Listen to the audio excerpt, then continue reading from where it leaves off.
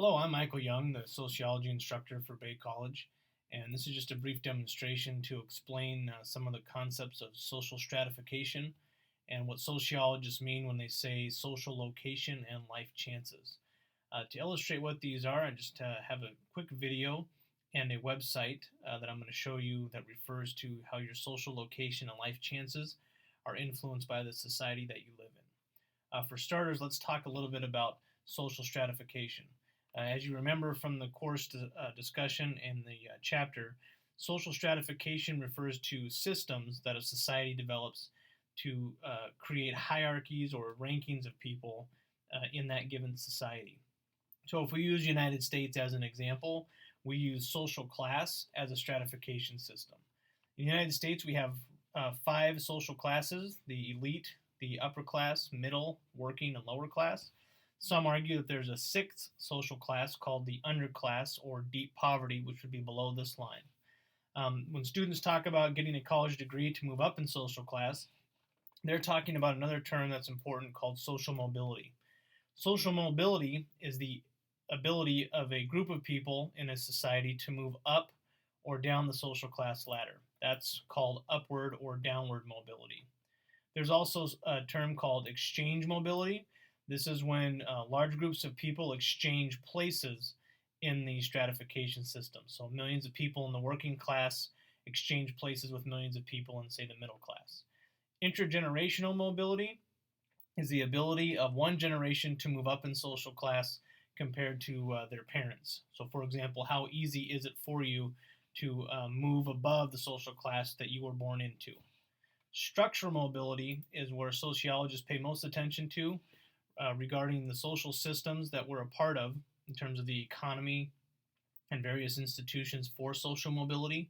Structural mobility refers to large changes in the social system that cause millions of people, by no fault of their own, to move up or down the social class ladder. So, for example, during a war or a Great Depression or a recession, you'll see millions of people move down in social class. And then when these economic systems pick back up, people will move up in social class.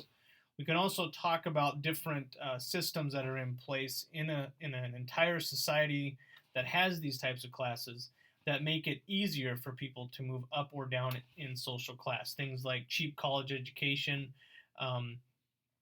jobs that are available, different types of technologies that call for certain skills that people can learn so that they can move from one class to another class, like working to the middle.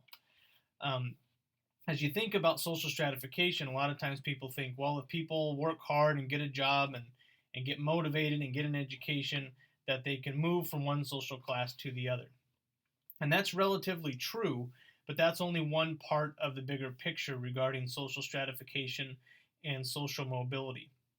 A lot of times people leave out the fact that there's certain things about us, about our groups that we belong to, that and about the society that we live in, that prevent some people from moving up in social class, or even help people moving up in social class. This is called social location. So when we talk about social location, we're talking about the groups that you belong to, whether it's your race, your gender, education, physical location, family, or sexual orientation.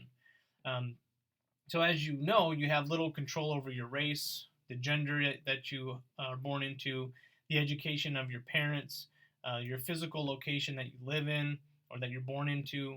And what we mean by this is we can show and we can measure that some people, depending on their group, have different life chances when compared with other people. To illustrate this, what I am going to show you is from a website called Inequality is. And just as an example, we'll start with gender. So we're going to take, say, a female who we know from the class makes less money than a male in every occupation across the spectrum at every education level. So now let's add in race. So let's make this female an African American.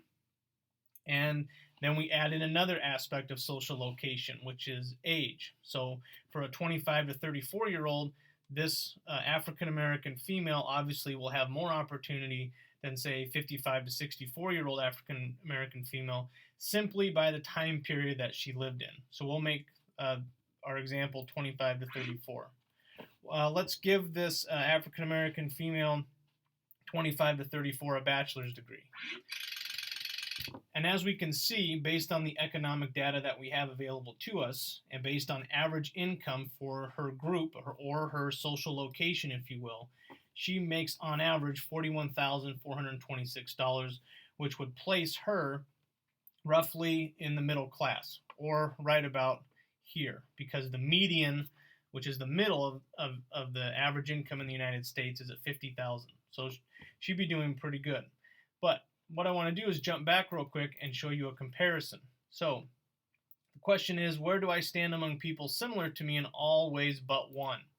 So when we add gender and we add race in comparison with this person, we see that just being a male with the same education of the same race is going to make roughly $3,000 more than this female, African American female. A white female with the same education makes almost $4,000 more than this African American female. Okay, so as we can see, just by changing race and just by changing gender, we have some different numbers. And this is in regardless to how hard this individual works. In fact, what this is showing us is that she has to work twice as hard as some people to make it. In other words, to get the opportunities that some people already have. So let's add another comparison just to show you how different this is. So we'll put in male, we'll put in white, we'll leave the same age, we'll leave the same education. And just based on these two factors changing, this person makes almost $13,000 more than the African American female with a bachelor's degree that we started with. Now you might be arguing, well, he might do a different occupation or he might live in a different place.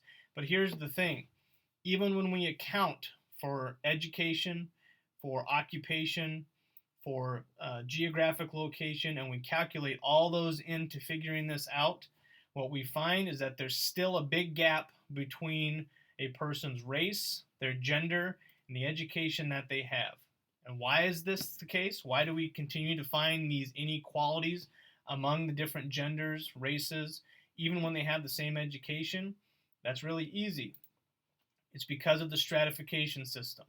Our society has rules and policies and laws built into it that after generation limit some of the life chances for certain groups of people. Now that might counter what we've been taught about everybody's created equally and everybody's given the same opportunity, and that's good. We should strive to achieve those things. But the fact of the matter is that they're not. As an example, if you need another example, we know that even in 2014, women still make 77 cents for every dollar that a male makes.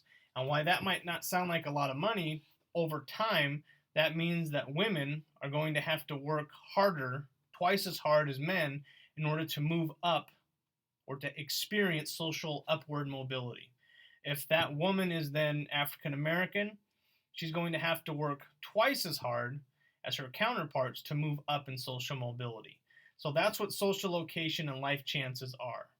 I'm not arguing that this person and the work ethic and the hard work and determination that they put forward don't matter. I'm not saying that at all. What I am saying is that those are only a small slice of what we need to look at, because we can measure with almost absolute accuracy that when we plug in people's race, gender, education, physical location, family, and sexual orientation, we can see that there's different chances and opportunities that those groups of people have. And that's what this is all about. That's what stratification, social location, and life chances are all about. I hope that this demonstration helps clarify some of those things. And if you want to experiment with this widget, you can go to inequalityis.com and mess around with the site. Thank you.